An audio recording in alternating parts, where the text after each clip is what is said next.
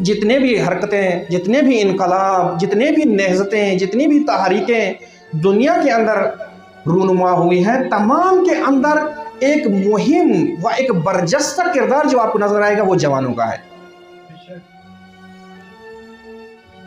مقام معظم میں راہبری فرماتے ہیں کہ چاہے وہ سیاسی انقلاب ہو، سیاسی نہضت ہو، سیاسی تحریک ہو، چاہے فرنگی ہو، اس کے اندر جوانوں کا جو ہے کردار برجستہ ہے، نمایاں ہے۔ حتیٰ کہ انبیاء کے آپ انقلابوں کے اندر نگاہ کریں، انبیاء کے جتنے بھی انقلاب آپ نگاہ کریں، اس میں آپ کو جوانوں کا کردار نمایاں نظر آئے گا۔ یہ جوان ہی ہے کہ جو کایا پلٹ دیتا ہے زمانوں کی، جو طوفانوں کے رخ بدل دیتا ہے۔ لیکن ہر جوان نہیں، وہ جوان کہ جو اندر سے زندہ ہو، جس کے پاس ایک جوانی کا اسوہ و سیرت موجود ہو۔ آپ مثلا انقلاب نبوی کو دیکھیں، انقلاب حضرت محمد صلی اللہ علیہ وآلہ وسلم کو دیکھیں،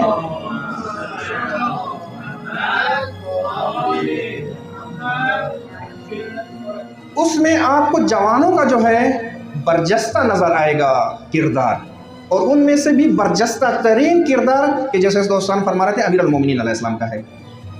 خود دعوت العشیرہ کے اندر نکھر کے سامنے آیا ہے۔ کون تھے کہ جنہوں نے سب سے پہلے انبیاء کی مدد کا جو ہے اعلان کیا؟ جوان تھے۔ اس وقت قبائل تھے، قبائلوں کے سرداروں کی سنی جاتی تھی، ان کا ایک احترام ہوتا تھا، ان کی ایک قیمت ہوتی تھی، ان کی ایک ارزش ہوتی تھی۔ لیکن آپ کو کوئی مولا علی کی طرح نظر نہیں آئے گا پوچھتے حضرت محمد صلی اللہ علیہ وآلہ وسلم میں۔ آپ طائف کے اندر دیکھیں، آپ مختلف جگہوں پر دیکھیں، آپ ہجرت کی شب کو دیکھیں، آپ جنگ احد کے اندر دیکھیں۔ ایک روایت میں پڑھ رہا تھا، جنگ احد میں امام علیہ السلام کی نئی شادی ہوئی تھی، یعنی جب جنگ احد رونما ہوئی اس سے کچھ عرصہ پہلے امیر المومنین علیہ السلام کی شادی ہوئی تھی، اور جو ہی جنگ احد رونما ہوئی تو امیر المومنین علیہ السلام نے مثلا سب کچھ اپنا رہا کر کے جنگ کے اندر شرکت کی۔ اور جب جنگ ختم ہو گئی اور آپ رسول اکرم صلی اللہ علیہ وآلہ وسلم کی خدمت میں حاضر ہوئے، آپ کو اس جنگ کے حالات معلوم ہیں۔ کتنے لوگ تھے کہ جو فرار کر گئے تھے، کوئی پہاڑوں پر چڑھ گئے تھے، کوئی ایسے تھے کہ جو مدینہ کی مخالف سمت بھاگ گئے تھے، یعنی جن کو معلوم ہی نہیں تھا کہ مدینہ مشرق کی طرف ہے یا مغرب کی طرف ہے، اور عمر کے لحاظ سے بھی 2 گنا امیر المومنین سے بڑے تھے۔ لیکن یہ تاریخ کی حقیقتیں ہیں، اور ان کو قبول کیا ہے خود انہوں نے کہ ہم نے یہ کام کیا تھا۔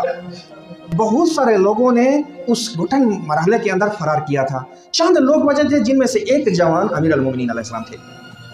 لیکن اس سے بڑھ کر یہ مرحلہ جو آپ دیکھ رہے ہیں جانثاری کا، فداکاری کا، اس سے بڑا مرحلہ آگے ہے۔ جب یہ جنگ ختم ہو گئی، جب امیر المومنین علیہ السلام آئے رسول اکرم صلی اللہ علیہ وآلہ وسلم کی خدمت میں، اس وقت رسول اکرم صلی اللہ علیہ وسلم نے جب پوچھا اس سے کہ مسئلہ جیسے ہوتا ہے کہ آپ صحیح و سالم ہے یا کیا ہے، تو اس وقت رسول اکرم صلی اللہ علیہ وسلم کو امیر المومنین علیہ السلام نے فرمایا، یا رسول اللہ، اتنے لوگ ہمارے شہید ہو گئے ہیں اور اتنے زخمی ہو گئے ہیں، اور سب سے سرفہرست ہمارا سپہ سالار شہید ہو گیا ہے، حضرت حمزہ،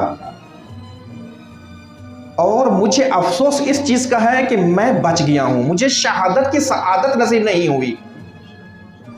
دیکھیں، اگر آپ سیاسی نوعیت کو دیکھیں تو بہت سارے اس وقت اس کوشش میں تھے کہ بچ جائیں تاکہ آنے والی جو سیاست ہے اس سے ہم بہرامند ہوں۔ یہ کیسا جوان ہے کہ جو کہہ رہا ہے کہ مجھے سعادت نصیب نہیں ہوئی؟ تو اس وقت رسول اکرم صلی اللہ علیہ وآلہ وسلم نے فرمایا کہ اے علی، آپ ایک دن حتماً شہید ہوں گے۔